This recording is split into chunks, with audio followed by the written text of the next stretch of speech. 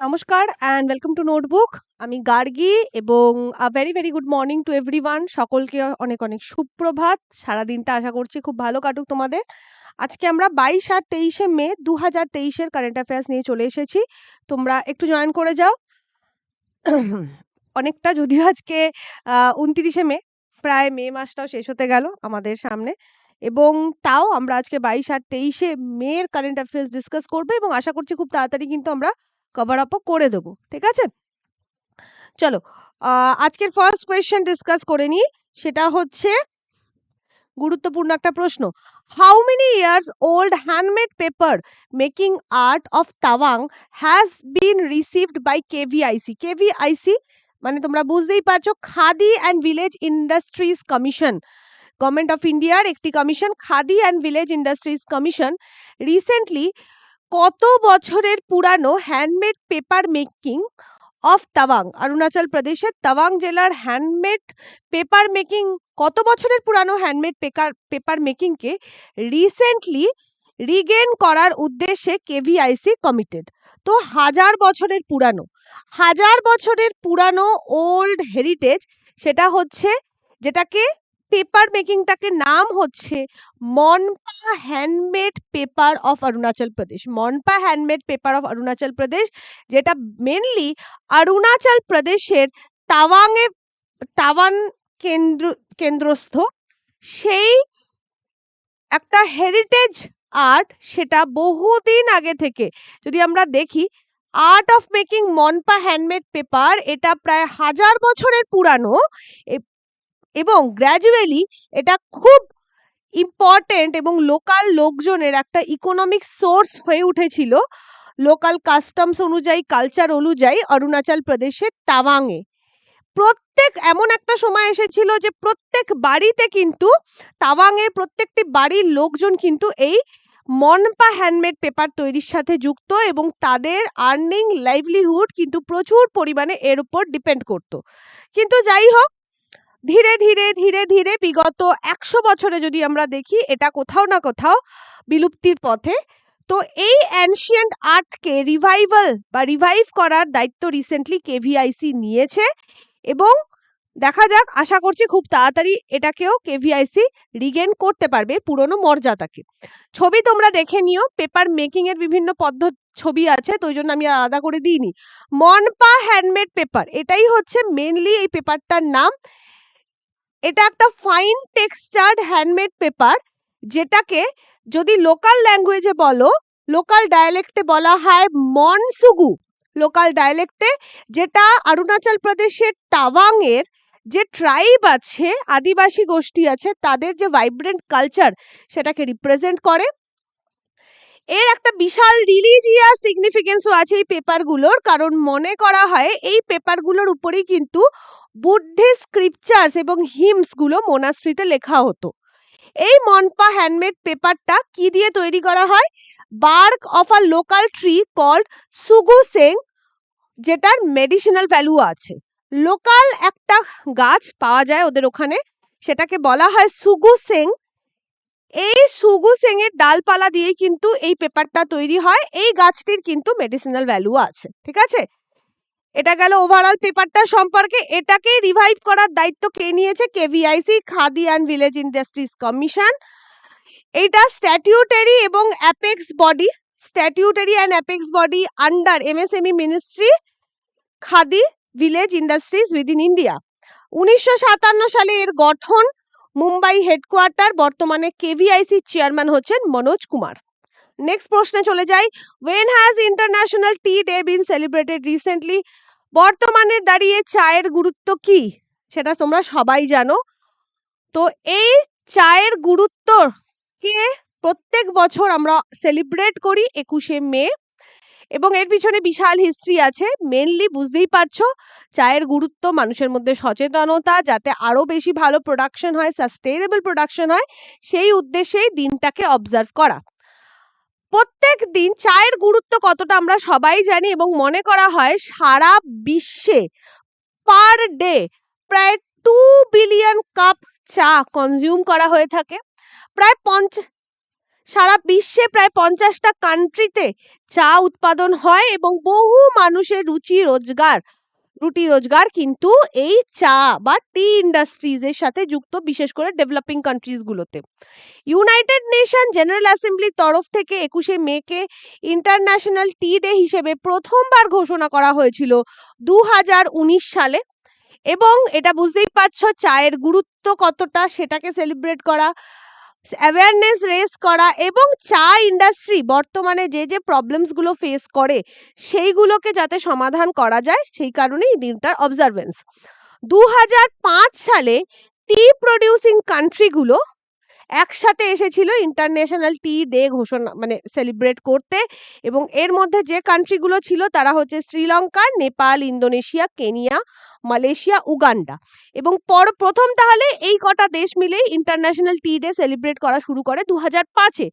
পরবর্তীকালে 2019-এ inter governmental group on tea decided to celebrate international tea day on 21শে May, এবং তারপরে আবার ইউনাইটেড নেশন জেনারেল অ্যাসেম্বলিতে কিন্তু এই সেলিব্রেশনটা অফিসিয়ালি ঘোষণা করা হয়। এবং প্রথমবার যে টি ডেটা সেলিব্রেট করা হয়েছিল সেটা হয়েছিল 2020-এর 21শে মে। তাহলে এইটা বেসিক্যালি আমরা international tea day 3rd year observe করছি। নেক্সট কোয়েশ্চেনে চলে যাই। Who has recently unveiled the pocket map of Kartavya Path? কর্তব্য পথ যেটা এক সময় কিছুদিন আগে অবধি মানে 2022-এর সেপ্টেম্বরের আগে অবধিও যেটাকে আমরা ভারতবর্ষের রাজপথ হিসেবে জানতাম, সেটা বর্তমানে আমরা জানি যে নাম হচ্ছে কর্তব্য পথ। রাজপথ আমরা কোনটাকে বলি? The ceremonial boulevard of the national capital, যেটা কি না রাইসিনা হিল কমপ্লেক্স ইন্ডিয়া গেটের সাথে কানেক্ট করে। রাইসিনা হিলস যেখানে আমাদের রাষ্ট্রপতির ভবন, ভারতবর্ষের রাষ্ট্রপতির ভবন, সেই রাষ্ট্রপতি ভবনকে ইন্ডিয়া গেটের সাথে কানেক্ট করে যে রাস্তাটি, সেটি হচ্ছে রাজপথ নামে পরিচিত ছিল। এবং রাজপথ নামটা সিগনিফিকেন্সটা বুঝতে পারছো, সেই কলোনিয়াল এরার একটা সিগনিফিকেন্স, যে রাজারা ওই পথ দিয়ে চলাচল করতো, এই কারণেই রাজপথ। তো পরবর্তীকালে 2022-এর সেপ্টেম্বর মাসে বর্তমান সরকার, কেন্দ্রীয় সরকার একটা কি বলবো, একটা রিনেমিং বা নতুন নামকরণের একটা ঘোষণা করা হয়। এবং তার প্রধান উদ্দেশ্য ছিল কোথাও না কোথাও ওই রাজপথটা আমাদের সেই ব্রিটিশ কলোনিয়াল এরাটাকে দেখায়, এবং সেই কারণেই ওই পথের কারণ ওটা কোথাও না কোথাও সেই রাজারা চলাচল করতে এরকম একটা বোঝায়। তো আলটিমেটলি সেই নামটা চেঞ্জ হয়ে তার নাম হয় কর্তব্য পথ। এবং লাস্ট উইকে প্রধানমন্ত্রী নরেন্দ্র মোদী একটা পকেট ম্যাপ এই কর্তব্য পথের উন্মোচন করে, যেটার মধ্যে that carries information on various state houses and historic cultural institution located in the India Gate complex. India Gate complex এর পাশে, এই কর্তব্য পথের আশেপাশে যে সমস্ত হিস্টোরিক কালচারাল ইনস্টিটিউশন বা স্টেট হাউস আছে সেগুলোকে দর্শিত করা একটা ম্যাপ, সেটা রিসেন্টলি প্রধানমন্ত্রী নরেন্দ্র মোদী উন্মোচন করেন। এটা হচ্ছে এই বেসিক্যালি এই যে রাস্তাটা যেটা রাইসিনা হিলস থেকে ইন্ডিয়া গেটের তরফে গেছে, এই রাস্তাটাই কিন্তু রাজপথ, বর্তমানে কর্তব্য পথ নামে পরিচিত। Which traditional game will be included in the 37 national games recently? Important প্রশ্ন, গটকা, ভীষণ ইম্পর্টেন্ট প্রশ্ন, one very important question. Recently যে 37তম ন্যাশনাল গেম অনুষ্ঠিত হতে চলেছে, যেটা এবারে গোয়াতে, ভেন্যু হচ্ছে গোয়া, অক্টোবর মাসে অনুষ্ঠিত হতে চলেছে, সেই 37th ন্যাশনাল গেমসের নতুন যে বলতে পারো যে 38th নাম্বার স্পোর্টস ইভেন্ট যেটা অ্যাড হচ্ছে, সেটা হচ্ছে গটকা। আমি একটু ছবিটা দেখিয়ে দিই। এইটা পাঞ্জাবের একটি মার্শাল আর্টস ধরে নিতে পারো এই গটকা, কিন্তু ছবি তোমরা অনেকেই দেখেছো, হয়তো নাম এটা গটকা বলে জানো না। এটা ইনক্লুড হতে চলেছে বুস্ট নেশন ওয়াইজ, এবং এটা ইন্ডিয়ান অলিম্পিক অ্যাসোসিয়েশনকে কোথাও না কোথাও, বিশেষ করে ভারতের এই গটকাকে অনেক জায়গায় প্রমোট করবে। ঠিক আছে, গটকা একটা modern sporting discipline, standardise style of stick fighting between 2 or more components,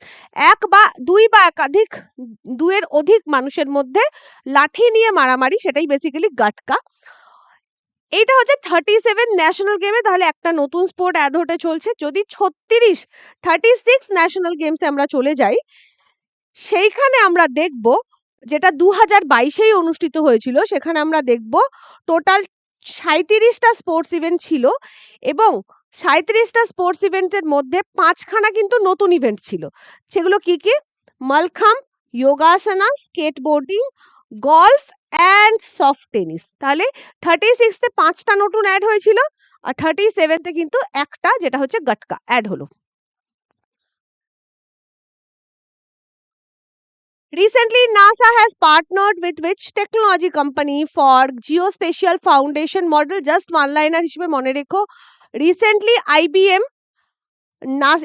তোমরা জানো একটা international giant in IT and IT sector, তারা পার্টনারশিপ করেছে নাসার সাথে two gain new findings on earth climate through the power of AI technology. AI টেকনোলজির মাধ্যমে দুটো অর্গানাইজেশন এআই বা আর্টিফিশিয়াল ইন্টেলিজেন্স টেকনোলজিকে ইউজ করবে, যেটা কিনা IBM এর দ্বারা ডেভেলপড, এবং একত্রিতভাবে large amount of earth observation and geospatial data কিন্তু একে অপরের সাথে কালেক্ট করবে এআই এর মাধ্যমে এবং একে অপরের সাথে শেয়ার করবে। আর্থ অবজারভেশন বেসিক্যালি কি? Earth observation basically gathering of information about earth physical, chemical, biological system, usually through the use of satellite imaging. Satellite imaging এর মাধ্যমে আমাদের এই পৃথিবীর বিভিন্ন কেমিক্যাল, ফিজিক্যাল, বায়োলজিক্যাল যে বিষয়বস্তুগুলো জানা, সেটাকে আর্থ অবজারভেশন বলা হয়।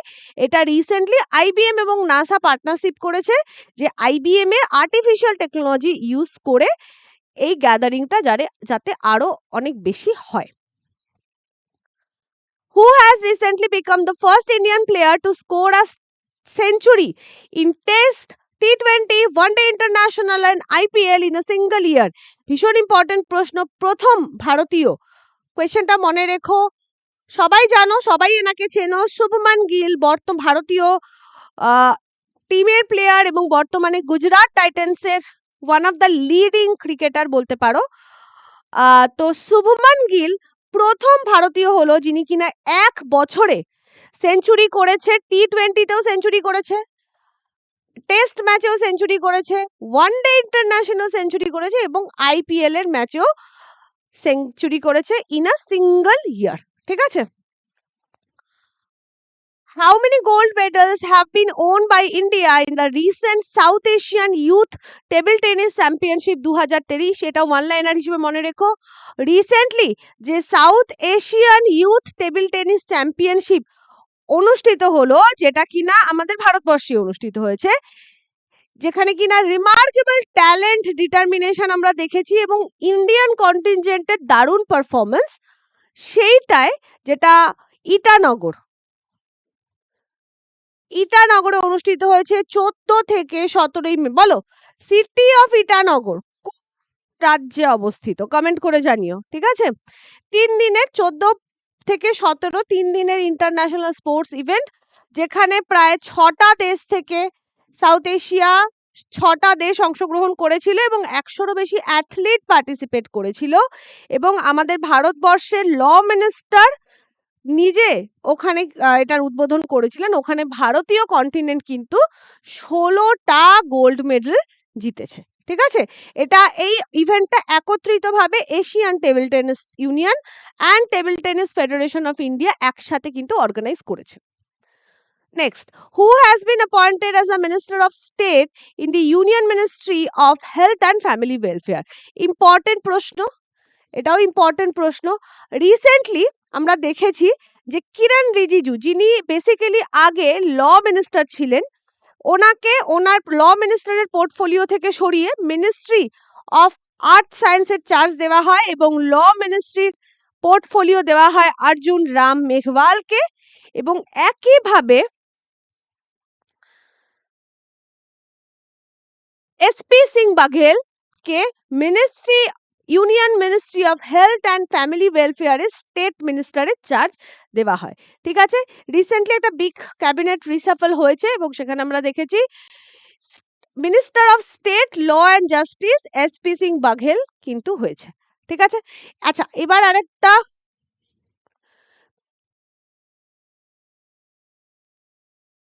উনি আগে মিনিস্টার অফ স্টেট ছিলেন ল অ্যান্ড জাস্টিসের, আমি একটু ভুল বললাম, উনি আগে ছিলেন minister of state law and জাস্টিসের। ওনাকে ওই পোর্টফোলিও থেকে সরিয়ে ওনাকে মিনিস্টার অফ স্টেট করা হয়েছে for health and family welfare portfolio. আর minister of state for law and জাস্টিসের ইন্ডিপেন্ডেন্ট চার্জ পেয়েছেন অর্জুন রাম মেঘওয়াল। এটা আমরা আগের দিন ক্লাসে পড়েছি, ঠিক আছে? তাহলে আরেকবার জাস্ট একটু বলে দিচ্ছি, আমিও গুলিয়ে ফেলেছিলাম, তোমাদেরও গুলিয়ে যাবে। কিরণ রিজিজু, ওনার নতুন পোর্টফোলিও হচ্ছে দাঁড়া ভুল বললাম, ওনার নতুন পোর্টফোলিও হচ্ছে এখানে আমি লিখি মিনিস্ট্রি অফ আর্ট সায়েন্স। এটা হচ্ছে কিরণ রিজিজু।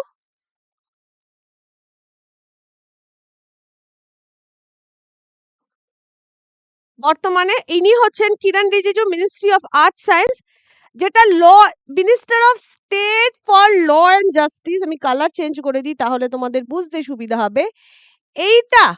এই পজিশনটা নতুন পাচ্ছেন অর্জুন রাম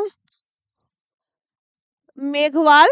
আর minister of state for health and family welfare হচ্ছেন ইনি, মানে এসপি সিং বাঘেল। ঠিক আছে, চলো নেক্সট প্রশ্নে চলে যাচ্ছি।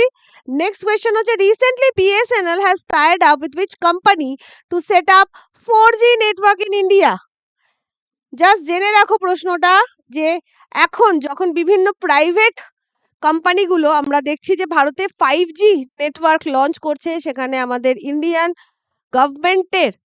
গভর্নমেন্টের নিজস্ব যে বিএসএনএল আছে তারা কিন্তু টিসিএস এর সাথে, টাটা কনসালটেন্সি সার্ভিসের সাথে একটা পার্টনারশিপ করছে, যাতে তারা ভারতবর্ষে 4G নেটওয়ার্ক লঞ্চ করতে পারে। তো অনেক পিছিয়ে আছে এখনো, তো তাও যদিও মোটামুটি এখন ইনিশিয়াল লেভেলে কথাবার্তা চলছে, দেখা যাক। মনে করা হচ্ছে যে আগামী বছর 2024 অবধি বিএসএনএল হয়তো ভারতে টিসিএস এর সাথে একত্রিতভাবে 4G নেটওয়ার্ক লঞ্চ করবে। বিএসএনএল নিয়ে একটু আলোচনা করে দিই। Bharat Sanchar Nigam limited central public sector undertaking, যার হেডকোয়ার্টার নিউ দিল্লিতে অবস্থিত। এটা ministry of communication government of ইন্ডিয়ার ডিপার্টমেন্ট অফ টেলিকমিউনিকেশনের আওতায় পড়ে। 2000 সালে গভর্নমেন্ট অফ ইন্ডিয়ার দ্বারা এর গঠন হয়েছিল। এটি largest government owned wireless telecommunication service provider in India, headquarter new দিল্লিতে। বর্তমানে এই ক্যাবিনেট মিনিস্টার ফর কমিউনিকেশন আছেন অশ্বিনী বৈষ্ণব, এবং বিএসএনএল এর চেয়ারম্যান অ্যান্ড এমডি কিন্তু একজন সিভিল সার্ভেন্ট হয়। বর্তমানে আছেন প্রবীণ কুমার পুরওয়ার, যিনি একজন ICFS, Indian post and telecommunication accounts and finance service. এটা কিন্তু ইউপিএসসি দিয়েই কিন্তু এই পোস্টটা পেতে হয়। Where has Home Minister Amit Shah laid the foundation stone of National Academy of Coastal Policing Campus recently? One liner হিসেবে মনে রেখো, রিসেন্টলি ভারতের স্বরাষ্ট্রমন্ত্রী শ্রী অমিত শাহজি গুজরাটে national academy of coastal policing campus স্থাপন করলো। কোস্টাল পুলিশদের যে ন্যাশনাল একাডেমি, সেটা রিসেন্টলি কিন্তু এইখানে গুজরাটে স্থাপন করা হলো। Academy will provide training for coastal security training দেওয়া হবে এই একাডেমিতে। এছাড়া একসাথে এটা পার ইয়ার প্রায় 3000 জনকে ট্রেনিং দিতে সক্ষম, এবং 100% ট্রেনিং কভারেজ কিন্তু এখানে 4 বছরের কোর্সে করা হবে। ঠিক আছে, চলো নেক্সট। এটা জাস্ট ভেন্যুটা মনে রেখো তোমরা। Who has recently become the second Indian player to complete 11,000 runs in টি20? মুম্বাই ইন্ডিয়ান্সের ক্যাপ্টেন রোহিত শর্মা, ইনি সেকেন্ড ভারতীয় ক্রিকেটার হলেন যিনি কিনা টি20 ফরম্যাটে 11,000 রান পূরণ করলেন। সেকেন্ড এই কারণেই বললাম, কারণ প্রথমজন যিনি, তিনি হচ্ছেন বিরাট কোহলি। বিরাট কোহলির বর্তমানে রান হচ্ছে 11,864। ঠিক আছে, এছাড়া যদি পুরো বিশ্বে দেখি, ভারতে তো উনি সেকেন্ড ইন্ডিয়ান, যদি পুরো বিশ্বময় দেখি তাহলে he is the 7th player to achieve this feat. Recently, who has been declared as the kit sponsor of Team India by BCCI? Board of Control for Cricket in India, BCCI তরফ থেকে recently sportswear giant অ্যাডিডাসকে ভারতীয় টিমের kit স্পন্সরের দায়িত্ব বা দেওয়া হলো। ICC world test championship যেটা আগামী মাসে শুরু হতে চলেছে, সেইখান থেকে অ্যাডিডাস তার যাত্রা শুরু করবে এবং আগামী 5 বছর মার্চ 2028 অবধি কিন্তু অ্যাডিডাসের সাথে ভারতীয় ক্রিকেট টিমের কিট স্পন্সর করার এগ্রিমেন্ট করা হয়েছে। Board of control for cricket in India, BCCI, ভারতবর্ষে ক্রিকেটকে গভর্ন করার যে ইনস্টিটিউশন সেটাই বিসিসিআই। 1928 সালে এর গঠন, হেডকোয়ার্টার মুম্বাইয়ের ওয়াংখেড়ে স্টেডিয়াম। প্রেসিডেন্ট হচ্ছেন রজার বিনি, ইনি হচ্ছেন president of BCCI. CEO Hemang Amin, vice president Rajeev Shukla, secretary of BCCI Jay Shah এবং প্রথম প্রেসিডেন্ট বিসিসিআই ছিলেন Grant Govan. Recently, Al Mohammad Al Hindi 2023 naval exercise will be organized between India and which country? Just one liner হিসেবে মনে রেখো, এখানে অনেক কিছু দেওয়া আছে, ওয়ান লাইনার হিসেবে মনে রাখবে। আল মোহাম্মদ আল হিন্দি 2023 নামক একটি নেভাল এক্সারসাইজ রিসেন্টলি ভারত এবং সৌদি আরবিয়ার নেভির মধ্যে অনুষ্ঠিত হবে। অলরেডি ভারত থেকে আইএনএস তারকাস এবং আইএনএস সুভদ্রা কিন্তু পোর্ট আল জুবেল, সৌদি আরবিয়ার পোর্ট আল জুবেলে কিন্তু অলরেডি পৌঁছে গেছে। সেখানে খুব তাড়াতাড়ি যেটা শুরু হবে সেটা হারবার। সবসময় দেখবে যে নাভাল এক্সারসাইজের একটা হারবার ফেজ থাকে, একটা সি ফেজ থাকে, মানে পোতাশ্রয়ে কিছু এক্সারসাইজ হয় আর একদম ডিপ সিতে গিয়ে কিছু এক্সারসাইজ হয়। তো দুটো দেশের নেভির শক্তি বাড়ানো এবং একে অপরের মধ্যে টেকনোলজি শেয়ার করাই এর প্রধান উদ্দেশ্য। ঠিক আছে, next. Recently, in which country 2025 will be celebrated as special tourism year? Just আমাদের একেবারে নেইবারিং কান্ট্রি বলে একটু খেয়াল রাখো কোশ্চেনটা। নেপাল রিসেন্টলি ঘোষণা করেছে, তোমরা জানবে হয়তো যে নেপালে যে ক্যালেন্ডারকে ফলো করা হয় সেটা হচ্ছে বিক্রম সম্বত ক্যালেন্ডার। ঠিক আছে, আমরা একটু এটা পরে নিয়ে আলোচনা করব যে সেই বিক্রম সম্বত অনুসারে 2080 এই যে ডিকেটটা, এটাকে মানে কি বলবো, এটাকে মার্ক করা হয়েছে দ্য ভিজিট নেপাল ডিকেট এবং 2025 এই ইয়ারটাকে ঘোষণা মার্ক করা হয়েছে special year for tourism as per Bikram Sambat. ঠিক আছে, নেপালের প্রেসিডেন্ট রামচন্দ্র পাউডাল উনি কিন্তু রিসেন্টলি বিভিন্ন প্রোগ্রাম লঞ্চ করেছে এবং মনে করা হচ্ছে যে কোভিড এর পরে এই কয়েক বছরে নেপালের যে ট্যুরিজম সেক্টর আছে সেটা প্রচন্ড ফ্লারিশ করবে। 2023-এ খুব ভালো ট্যুরিজম সেক্টর ফ্লারিশ করেছে অলরেডি নেপালে। এখনো অবধি লাস্ট 4 মান্থে, প্রথম 4 মাসেই কিন্তু নেপালে প্রায় 3.26 লাখ ফরেন ট্যুরিস্ট কিন্তু অলরেডি ভিজিট করে ফেলেছে। এবার আসি বিক্রম সম্বতে। বিক্রম সম্বত তোমরা যারা মোটামুটি সবাই জানো বিক্রম সম্বত নিয়ে। 57 বিসি, 57 বিসি বিফোর ক্রাইস্টে বিক্রম সম্বতের শুরু। মনে করা হয় এই বিক্রম সম্বত নামকরণটা হয়েছিল বিক্রমাদিত্য নামক একজন রাজা ছিলেন, যিনি শকদের হারানোর পরে, যে সময় হারিয়েছিল সেই সময় তার শকদের উপর যখন হারিয়েছিল সেই সময় থেকে বিক্রম সম্বতে শুরু করা হয়।